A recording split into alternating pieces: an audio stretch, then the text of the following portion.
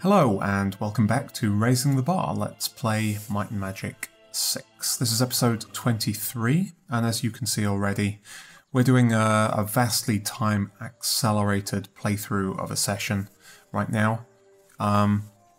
This is because today, for the most part, this episode will be doing one dungeon. But this dungeon was quite long. There were a lot of corridors, side rooms, backtracking and things. And I didn't really want to spread it over more than one episode. So instead I've time compressed the video and then I'm going to do this commentary over it. So the first thing we're doing here is just putting some skill points into our characters. That's where we left off. We had some still to use. And what I've done, I've trained our cleric in chainmail. So now we have two characters, both our paladin and our cleric are able to wield chainmail, which means we can distribute the treasure we find a little bit better. I've trained up skill points wise. I've trained our druid in a point of extra air magic. The cleric I actually leveled up in chain a couple of levels as well to increase protection. Our sorcerer I put a point into fire because our sorcerer is mostly using fire and air in dungeon situations. Fire at a distance, air up close.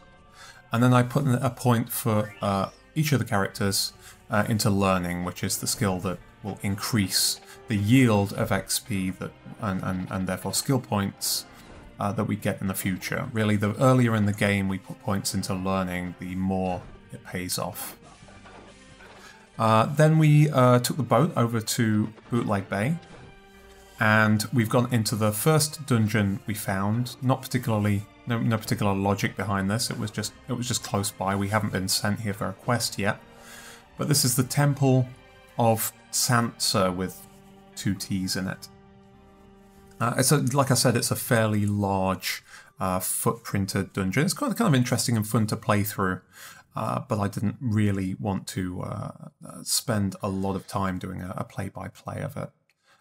For the most part, the action is self-explanatory. This room here has a poison effect, but there is a safe path through it. I've seen walkthroughs that miss this point, but if you saw, there was a sort of a pulsing path on the texture work on the floor, and if you follow that, it is safe.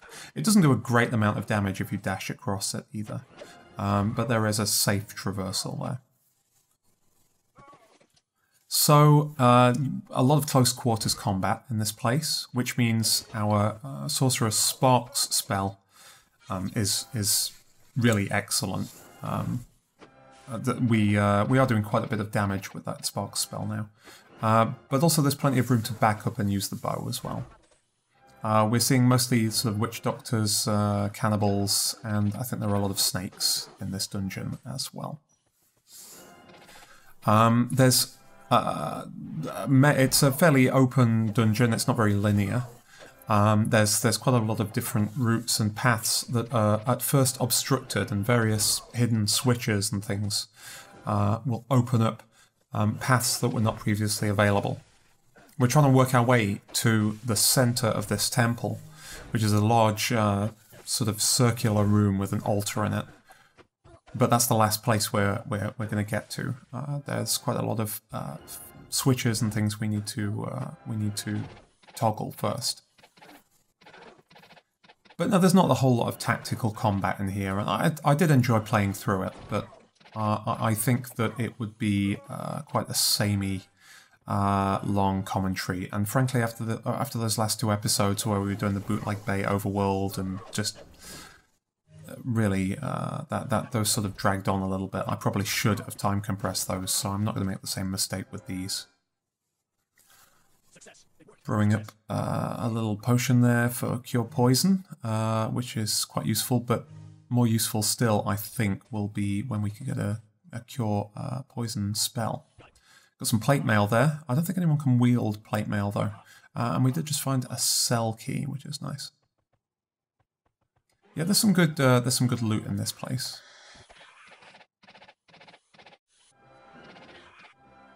So I have an update. And the update is about something that I talked about, well, at first back in Retro Histories, and a few episodes ago I also brought it up because there was some new news, and this is about the current activities of the creator of the Might and Magic franchise, Jon van Caneghem, who was the person behind, well, he was the designer of Might and Magic's 1 through 8, and like the first 4 or 5 Heroes games as well. So really has a lot of games to his credit. Started this series essentially coding the games himself as well. I mentioned in Retro Histories that after the demise of New World Computing, with the collapse of 3DO, that he'd become the co-founder of Trion. But when by the time they'd released Rift, he no longer was with that company, and then he went to EA Victory Studios. He was the producer on a free-to-play Command & Conquer title, which never saw a release. And that was, I think, in 2013 that studio was shut down. And it wasn't clear when I did Retro Histories what he was up to now. A few weeks ago, I did find out that, well, I found his LinkedIn profile.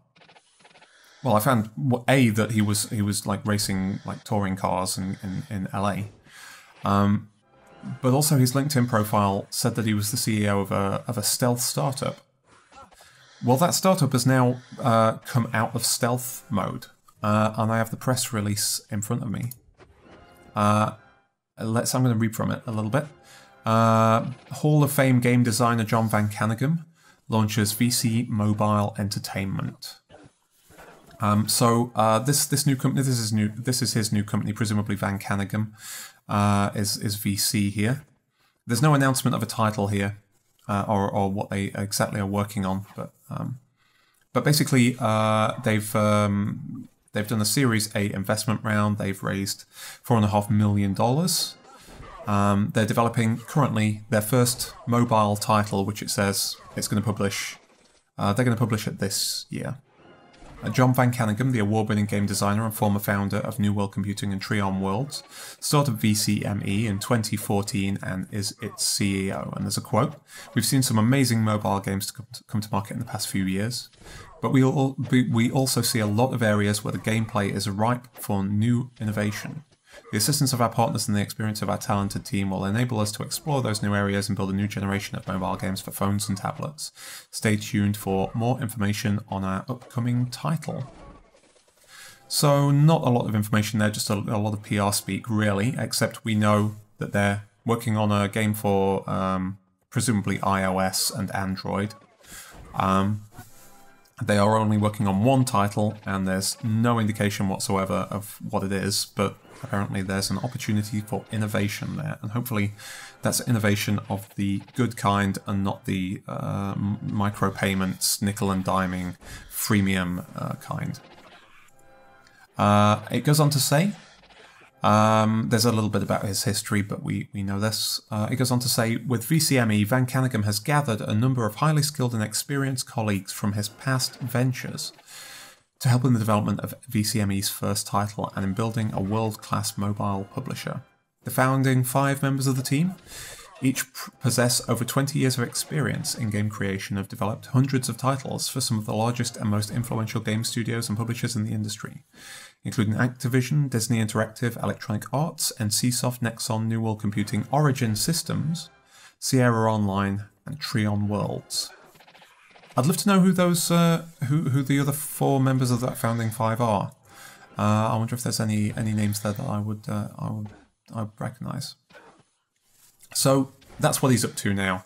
A little more information there, but I thought I'd give you the update.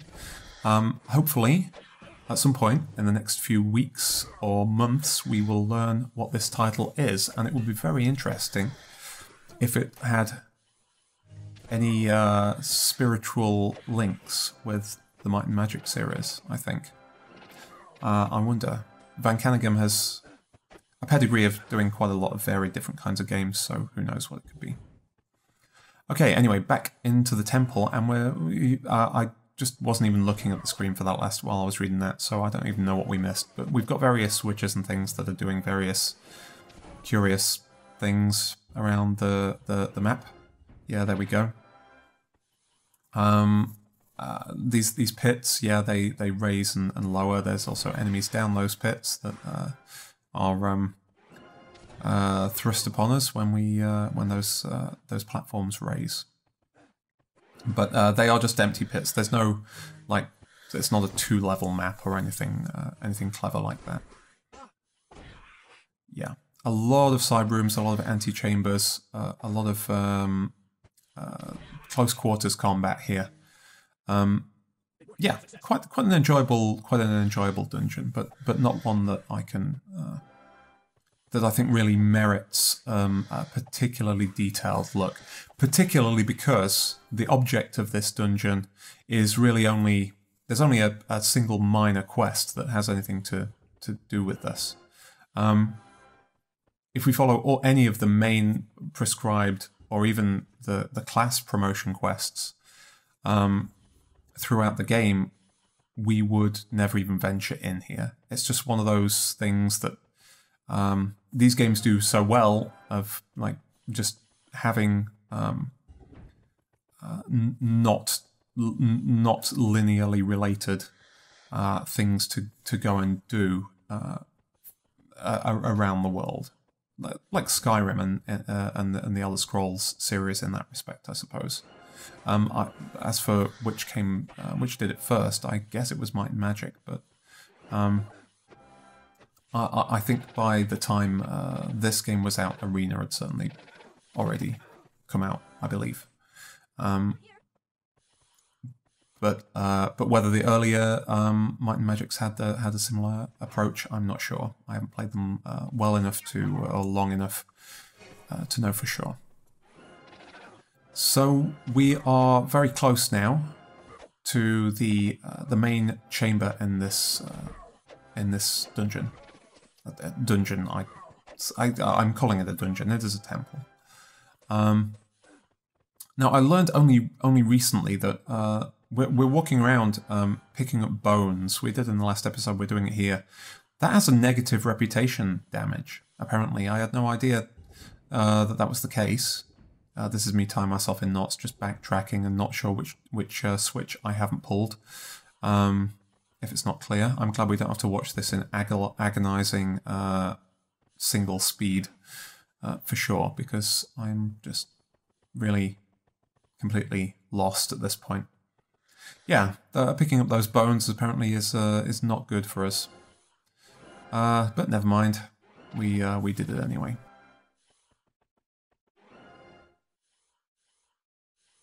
We have a decent amount of gold now, 33,000, and that's a good thing as well, because of what I have in mind for the next episode, which is going to be quite a big and important one, I think.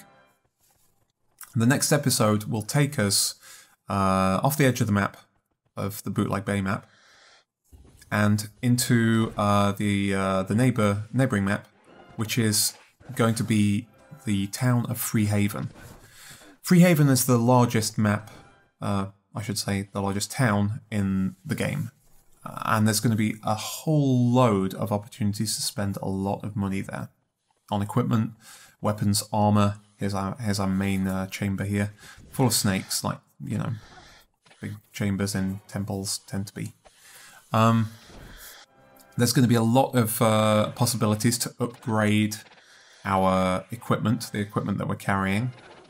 On top of that, there's going to be a lot of opportunities. It's going to be our first opportunity to buy a lot of very useful spells. Travel spells and things like fly, offensive spells. These things will cost a lot of money. So when we get to Freehaven, we're going to have to keep a very close eye on how much money we have and try and buy the things that are going to be the most useful to us there. Because certainly I anticipate we're going to get completely cleaned out there.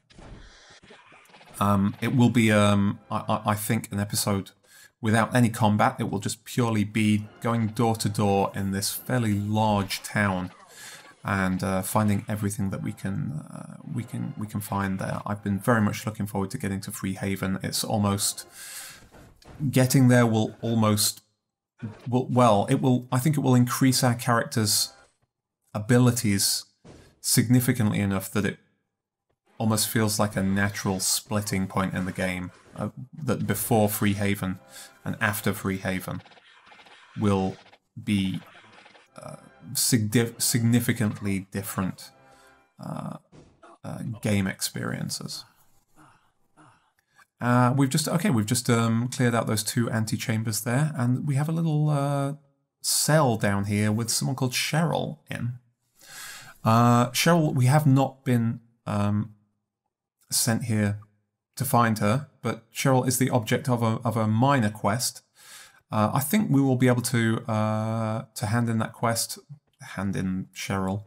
No, you can't really say hand in a person. But I think we'll be able to resolve that quest in the next episode. When we go to Freehaven, I think the person who is looking for her may be there. But that was the Temple of Tsantsa. We just cleared the place out and grabbed as much loot as we could.